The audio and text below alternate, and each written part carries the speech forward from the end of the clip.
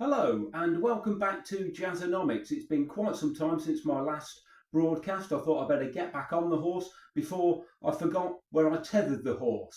This will be a very brief video. I could go into detail about the past week, but it's basically been an awful lot of travelling, feeling quite tired, watching Spurs playing terribly and having a bit of a to and fro with a buyer on eBay that annoyed me somewhat, but it's been drawn to a conclusion now, and I shall let that pass. And if you want to know the details of that particular exchange between the buyer and myself on eBay, it will be behind a paywall. I think I'll keep it to myself because it probably doesn't show me in a very good light, or him for that matter. When I was away in the Midlands, I went to a few charity shops. This is probably the pick of what I found over there. I paid a whole £2 for this. It's Tina Turner, the collected recordings 60s to 90s, brand new, sealed. Picked this up for £2. I've got it on eBay at the moment. Somebody offered me £12 for it the other day. I'm wishing that I'd taken £12 now. I think I've got it on for around about 15. I was trying to squeeze an extra couple of quid out, and it was probably a bit of a schoolboy error. I should have just taken £12 and been done with it. But you live and learn. It's still on there. I'm sure somebody else will come along to mop it up at some point.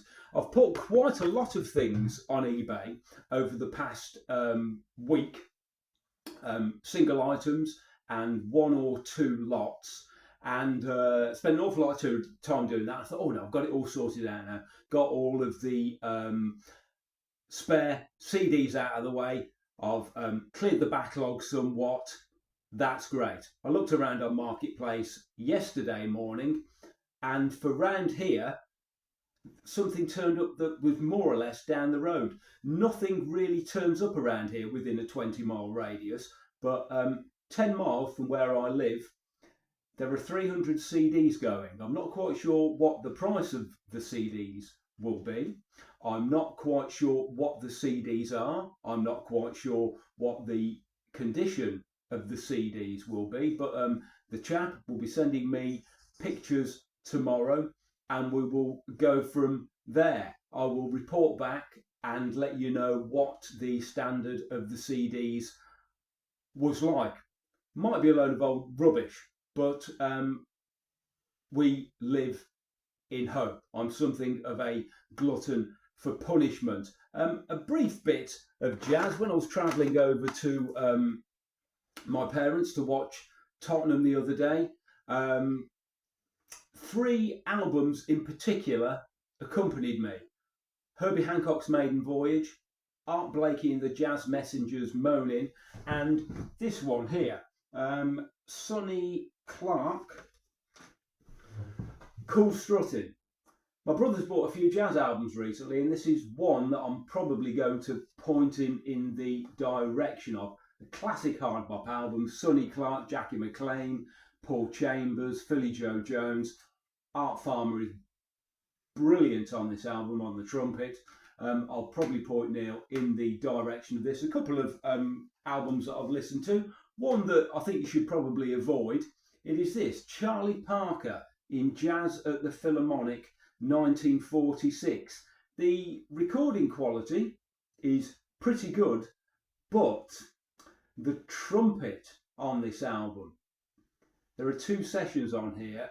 One is recorded in, oh no, they're both recorded in Los Angeles. Oh yes, so they are. Both recorded in Los Angeles, and the thing that puts me off about this album, the trumpet playing, played in a very high register. Dizzy Gillespie is one of the trumpeters, and A.J. Killian, I think. Is it A.J. Killian? Or Al Killian? A.J. Killian. Anyway, they sound like wasps in a jar. Angry wasps in a jar. It's quite a difficult listen. If it wasn't for that, it would be excellent. I was listening to another Charlie Parker live album the other day. The recording quality was much worse than this, but the material was Well, not so waspy.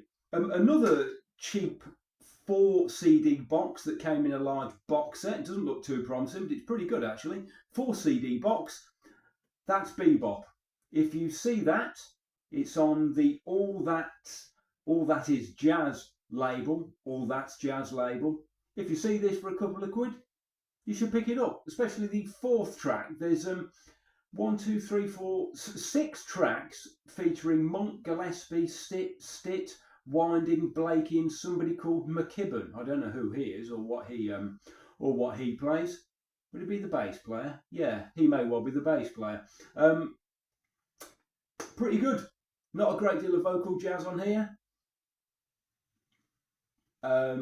This sort of veers into big band territory now and again, but if you see this knocking around for a couple of quid, you could do a lot worse than buy that. Anyway, I will report back on the 300 CDs that I may or may not be getting over the next couple of days, just down the road from me, within 10 miles. Within 10 miles, I can smell them. I can smell them. If you like this video, please like, share, and subscribe. Oh yes, this was still Jazzonomics.